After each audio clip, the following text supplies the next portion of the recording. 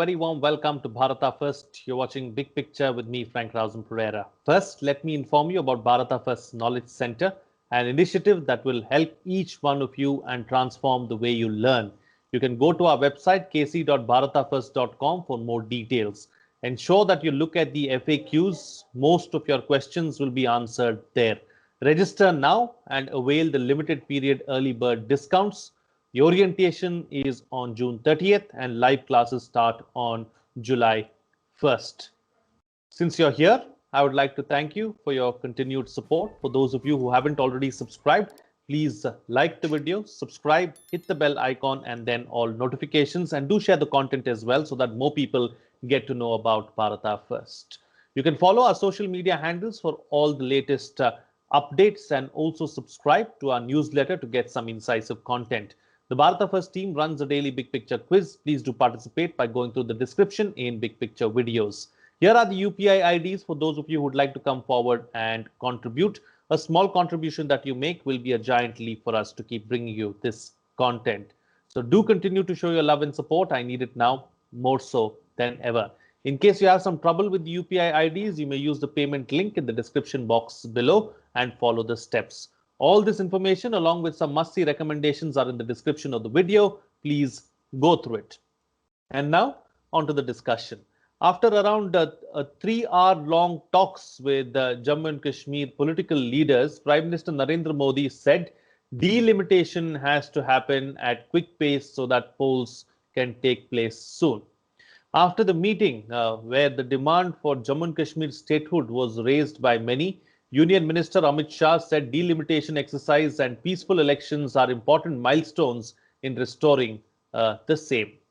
Talking to reporters after the meeting, Congress leader Ghulam Nabi Azad said 5 demands: granting of statehood, conducting assembly elections to restore democracy, rehabilitation of Kashmiri Pandits in Jammu and Kashmir, release of all political detainees, and that on domicile rules were put forward during their talks with the Prime Minister. Terming the meeting cordial and positive, People's Conference leader Muzzafar Hussain Baig said Prime Minister Modi assured that he will do everything to make Jammu and Kashmir a zone of peace rather than conflict. In this edition of Big Picture, we will analyze the all-party meeting on Jammu and Kashmir. Joining me on the program today are Nistula Hebar, political editor of The Hindu, Ilyas Lavai, advocate, and Major General P.K. Chakravorty, retired defense and security expert. Thank you to all my guests for joining me on this edition of Big Picture. Nistula, let me start the program with you first. So let's analyze the key highlights and the key takeaways, from the meeting the all-party meeting that took place on Jammu and Kashmir. Well, the meeting, I think all the participants said that it happened in a very cordial atmosphere. So I have a feeling that a lot of background work went into it, a lot of back channel to and fro went into the meeting so that some takeaways could be effected through a meeting like this. The biggest one was, of course, that both Prime Minister Modi and Mr. Amit Shah basically said that the political parties in Jammu and Kashmir, the mainstream political parties in Jammu and Kashmir, need to help in the delimitation process, need to constructively engage in the delimitation process. Now, what this tells us very clearly is that both the mainstream parties and the union government have had to step back from their own maximalist positions, both of them. And there was an attempt to kind of come to a political equilibrium. So how the center moved back from its maximalist position was that, the moment August 5th, 2019, the bill was brought into Parliament, JNK reorganization bill, kind of reading down Article 370 and, reducing the state to a union territory and then splitting it into 2 union territories. A lot of the political leaders, many of them in fact, were incarcerated. They were put in jail as political prisoners. I think for 213 days, Jammu and Kashmir was under a massive internet lockdown. I think it was the longest in a democracy.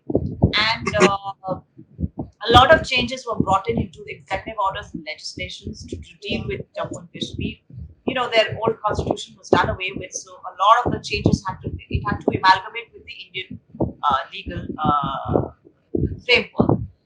From that, and the Gupkar alliance leaders were called a gang and things like that. So from that position to wanting to talk, sit across the table, was a different situation for the union government, because they realized that whoever they try to prop up in the sense of Altaf Bukhari, etc., Apni Party, that particular political outfit or political outfits, or even the leaders who won in the BDC, etc., this new generation of leaders that the center wanted to kind of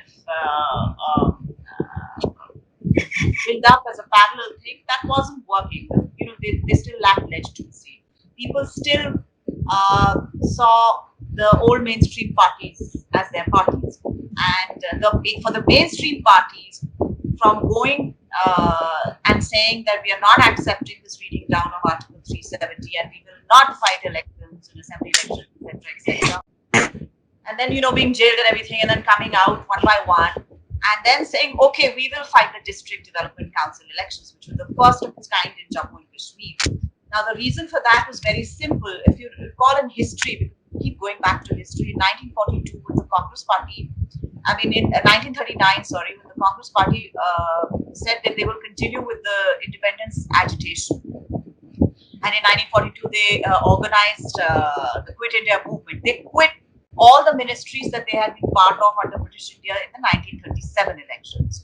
So they vacated that complete electoral space, and when they came out of jails, etc., after the end of the Second World War, the world had changed. The Muslim League and other political parties had gained a lot of traction on the ground. So partition seemed inevitable at that time. So I think some of that was also weighing on the Kashmir parties, who felt that absence of political field of elections, because elections are your only validation of ground support in a democracy. So, so absence from that, especially in district development councils, etc., which are going to, under the 15th Finance Commission, going to get a lot of funds, 12,000 crores or something, and currently they've just released some 3,000 odd crores. So all of this patronage, funds given to any public representative is also kind of a patronage. So if your party representative is not being asked to build a road and cannot build you a road, or cannot get you a water connection, or cannot give you money for a bridge or small construction or anything, all of those things can also lead to an erosion of support. And what are you there for, instead of serving people?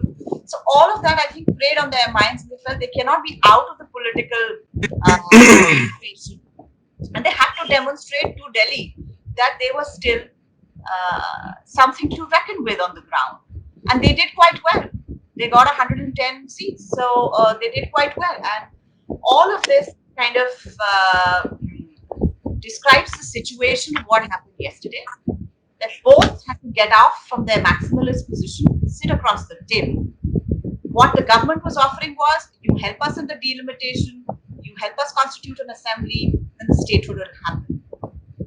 From this side, 370 was discussed, but most of the parties took the view that the matter was in the Supreme Court and therefore would be fought legally and constitutionally. Therefore, that maximalist position also was a slight step back.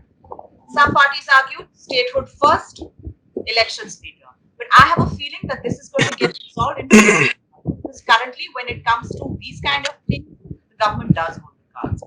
What is most interesting is, of course, and I think the general will have better things to say about it, is a changing geopolitical situation in South Asia, which kind of pushed this kind of a meeting as it is. General, before I bring you in, let me, get some points of view from Ilyas as well. Ilyas, as far as the parties in Kashmir are concerned, in the valley are concerned, what is it that they are demanding? What is it that they want? And is it the same as what the people in the valley want or in Kashmir want? Frank, thanks for inviting me first. So coming to your point, it was like yesterday's meeting was a major political outreach initiative that was taken by Government of India post abrogation of 370 and 35A. The people here in Kashmir had a lot of expectations from this meeting, but unfortunately there are no major takeaways from the meeting. First, because everybody in Kashmir and for that matter in the rest of the country had anticipated that at least a major takeaway could be from this meeting? At least statehood would be discussed, or at least it would be promised that in the near future, at least if not today, if not yesterday, in the near future, in some 2 months or 3 months, it could be given back to us as promised by the Home Minister, and that acknowledged by Prime Minister in the floor of the Parliament. So that was one of the major things that Kashmiri people had anticipated out of this meeting, but unfortunately, there has nothing of that. There has been nothing of that sort. So the people here in Kashmir, as your question is, what these political parties wanted and what the people of Kashmir want. Everyone in the world, for that matter, knows what people of Kashmir want, what people of Jammu and Kashmir want, what these political parties wanted. But since yesterday, what I felt from the pulse of the people, since that I am in touch with the public usually, so what I felt the pulse of the people is that these leaders from all these political parties, they attended the meeting just for their own, just for saving their own skin, because they had. In the back of their mind, they know that they are losing their existence in Kashmir. That's a ground reality. As my predecessor, she was talking as to these political parties are for developmental purposes. If you can't deliver developmentally to the people, then for what reasons you can go tomorrow to the people seeking their votes? So this was one of the factors that I wanted to join this, because so exaggerated claims had been presented by all these political parties. I say all these political parties unequivocally, they have said that this abrogation of 370 and 35 is unconstitutional. These leaders of these political parties, they have been incarcerated for over a year. Some of them have been for more than a year, and none of them has been for less than 10 months, as far as I remember. So yesterday's meeting, that reminds me of Indiraji, when there was an accord between Sheikh Abdullah Sahab and Indiraji in 1975. तो शेख साहब ने बोल दिया कि घड़ी की सुई वापस नहीं कर सकते. तो I think this is the outcome of the yesterday's result. जो भी था वहां पे, whatever has happened there, कि घड़ी की सुई वापस नहीं कर सकते, because see, there has been legal battle over 370 and 35, and everyone knows it, that it's the matter that is sub judice. So like BJP had this thing in mind. These political parties from Kashmir, they had this thing in mind. What they had presented before the people of Kashmir are the tall and exaggerated claims that we won't participate in elections unless and until 370 and 35 is given back. Omar Abdullah's first tweet after he was released from the jail was that I won't participate in elections after unless and until special position or special status is given back to the state of Jammu and Kashmir. But what has happened in DDC elections, all these political parties, these leaders, they did not participate because they felt that this is a small thing for us. But their political parties, what is important is that the political parties as such, they participated in the elections, meaning thereby that they had the backing of all these tall leaders who had once claimed that they won't participate in elections. Your participation in election does not mean that only Umar Abdullah or Mahbooba Mufti will participate in election. What means is that your political party participates in election. So that is one of the factors that only thing that people of Kashmir had in mind from yesterday's meeting was that there could be deliberations on this giving back the status of state to the Jammu and Kashmir, and unfortunately it has not been there. So rest, the people of Kashmir had not much expectations with respect to 370 and 35. Noted. All right, General, let me bring you in. You patiently heard out the two panelists before you. How do you look at the entire situation from a defense and from a security perspective? Thank you, Frank. I think both the panelists have brought out very, very correctly what is happening and very, what you call, it's a very complex region, having served in it. I may have served more than both of them in critical areas, whether it's Kupwara, whether it's the Lolab Valley. Believe me or not, I agree with them that even in the army, I had to construct some microhydral projects. I had to win over. They used to come to me, mosque ko theek karo. I and my wife used to do namaz also. I hope you are understanding, in places like Kupwara, Gandarbal and other areas. So I must tell you something, that Unless you can do something, people in Kashmir are very, very educated, extremely, their aspirations are like any other Indian. Rather, I would put it, if you go to the best houses are in Srinagar, not in Jammu. I'm repeating it to you. If you walk around Srinagar even today, which I and my wife often did it at great security hazards, let me put it to you, people in Kashmir understand their aspirations, they know, and having been deprived of all this, very rightly, they would like to get back to what they were. And the first thing, as both of them have said, statehood is the major issue. So let me just, I mean, say everything is well, 370 is sub judice and everything, but from a defense point of view, firstly, I think let's protect the situation has been steady from 5th August 2001. Form a political dialogue to begin. Well, as the army man, let me put it to you, Kashmir is a political solution. The army has no role but to help such a process to begin, help politicians to do their job. We are not into any matter. Now, next thing I just want to say is that since the situation, let's say I have seen a situation in Kashmir, there were 2,500 militants. Today we are down to about 200 militants. The reasons are very, very distinct. But what I feel happy is, well, it's not a question of them meeting the Prime Minister. There's a big difference between the PDP and National Conference. I'm just sharing with you. Having seen both these governments function, having seen the people they speak with, all of them coming together, and that too in Delhi. Then normally these meetings, as the madam very correctly pointed out, they really are in Srinagar. Even Jammu doesn't carry much weight. Sorry for saying this. I've been even when I was posted in Udaipur. Every third day I happen to be in the valley because that's the area where things matter. I'm talking about it militarily and even politically, because if you take the strengths and if you take the other statistics, which I was doing in terms of districts, the number of MPs, everything, it is the valley that matters. And I'm very happy to say that by and large, situation is militarily peaceful for dialogues to begin. For people to express, I want a hand pump, I want a what do you call, see, water is a major issue in Kashmir.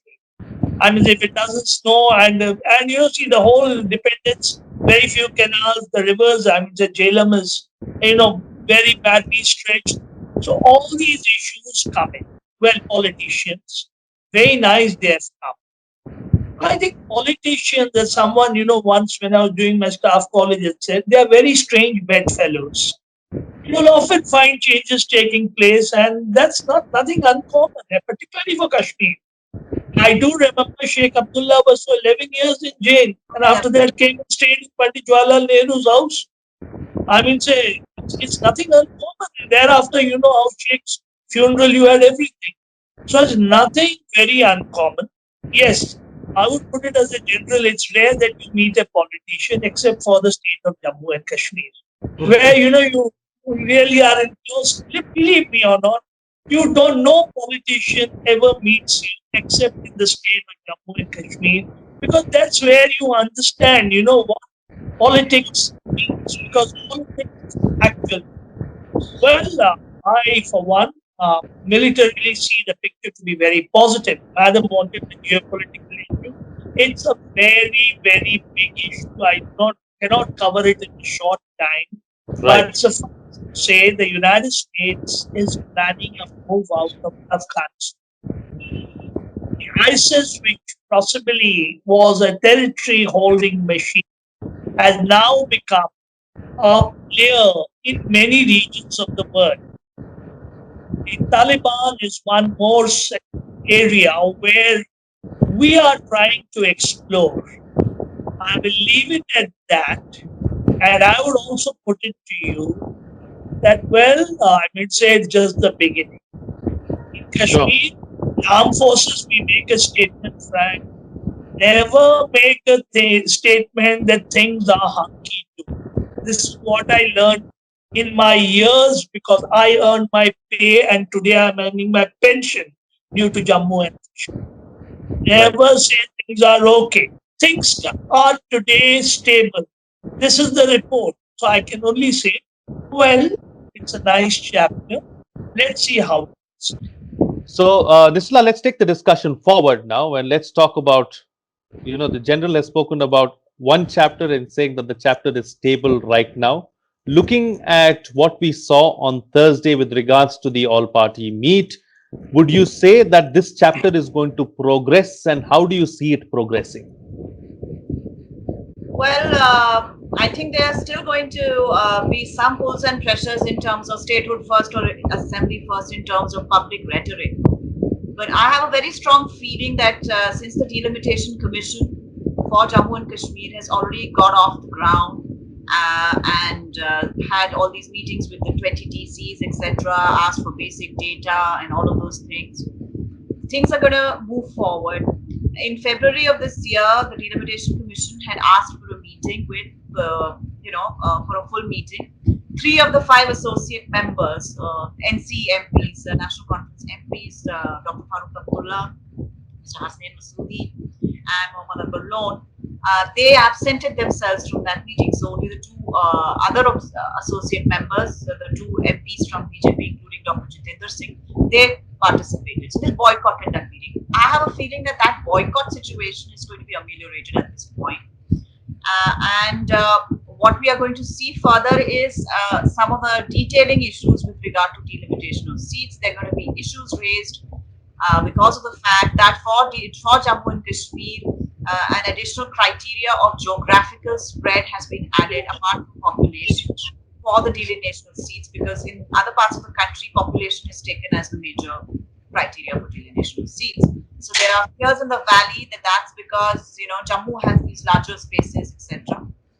And also the reservation of seats for scheduled tribes that have to happen in Jammu and Kashmir. There are going to be some issues with regard to how it's going to be done. I think today they've just launched a survey of the nomadic tribes of Jammu and Kashmir, etc., and how they move and things like that. So all of those little details are going to be there, because the thing to see now with the Delimitation Commission would be how many seats to the valley, how many seats to Jammu, who holds the tipping point inside the assembly, and the kind of very chatpata sort of domestic politic issues that we like, in the rest of the country. Jammu and Kashmir will see it through the Delimitation Commission. I think a lot of these parties will now have to go back also to explain to the supporters exactly why they took the positions that they took in the meeting. And I don't think that this is going to be the end of it. But as the general says, still this situation lasts, which is fairly okay. So law and order situation, a cool border on that side. So we don't know how long that's going to last, how long Pakistan's own undertakings for keeping the border not hot, to keep the border cool, will last. So we have to see. But Delimitation Commission certainly, I think, is going to go ahead and get far more constructive engagement from the political parties in the valley. Absolutely. Ilyas, let me bring you in now. Your thoughts on delimitation and what's likely to happen there, and what is it that the parties are saying in Jammu and Kashmir? So before I go to delimitation, I would like to add on a point on general's observations on the way the army is dealing here. Since abrogation of 370, there has been a considerable change in the attitude of army towards the people, and vice versa as well. The people have been very friendly with the army. The operations they have been carrying, the counterinsurgency operations being carried out in Kashmir Valley are people friendly. Army does activities like get socially involved with the people in village. As you know, in rest of the country, army is stationed mostly on the border regions, but here in every village you can find army. The attitude towards from the people, like the attitude from army towards people is that matters a lot, obviously, but the attitude of people towards army is changing day in and day out. That's a positive sign after abrogation of 370 and 35A. Having said that, coming on the delimitation, what I believe is that delimitation is purely a political exercise, and in this it's not an administrative exercise. In this you have to engage with the political parties, because they will give you a ground feedback as to what is to be delimited in what perspective. So in that I would say that the government has to do much more than organizing just this all parties meeting, because it's a process that will be freezed for next 10-20 years again. So they will have to engage with all political parties. They will have to persuade them to take participation in this delimitation process, because I fear after the delimitation report, the final report comes out, then these political parties will be crying on the same issue, that it was a process that was carried out by the government of India itself, and no, we had not been invited. Kashmiris have a very limited memory, because we forget things very quickly.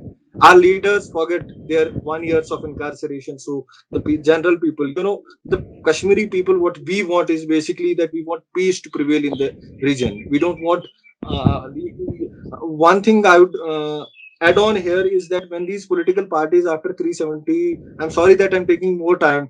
That's After okay. Please 370, go ahead. Yeah, yeah. after 370 and 35A was abrogated, one of the astonishing things that I found here in Kashmir was that when these all these political leaders were incarcerated, usually the local people, they don't get happy when their people are incarcerated. But here in Kashmir, the people were very happy over government's first move. That their leaders have been incarcerated, because the people were telling that they will get to know what we are feeling. We have never been represented the way we ought to have been represented.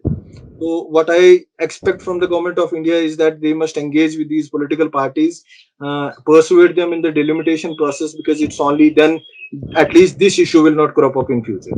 Absolutely, absolutely. General, here's what we need to look at now. Clearly, both you and Ilyas, who's from Kashmir on the ground, seen things working firsthand, experienced everything that has happened over the last 2 years as well, has said that there has been considerable change in the valley after abrogation of special status to Jammu and Kashmir.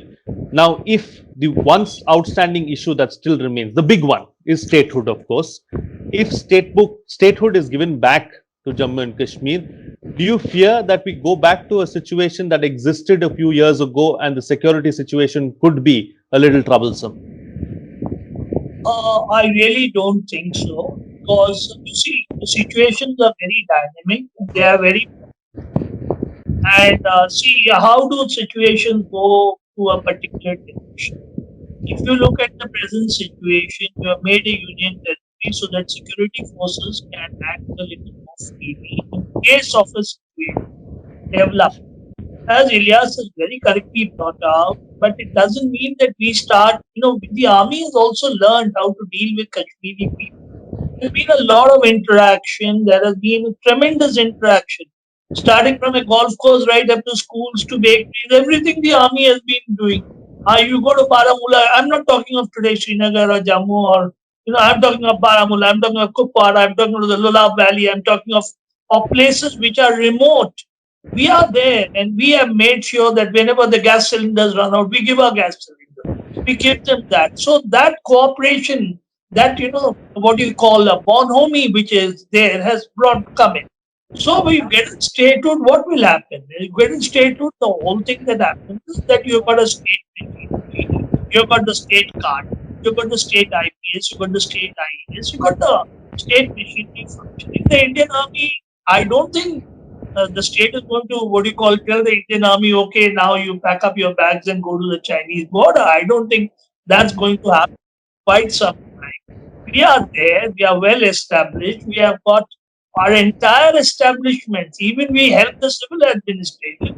So the state of coming in, as far as the Indian Army is concerned, is a political process. It is not a process, because we were what you call apprehensive when all these issues came in, that there could be, as both the panelists have brought out, there could be a situation.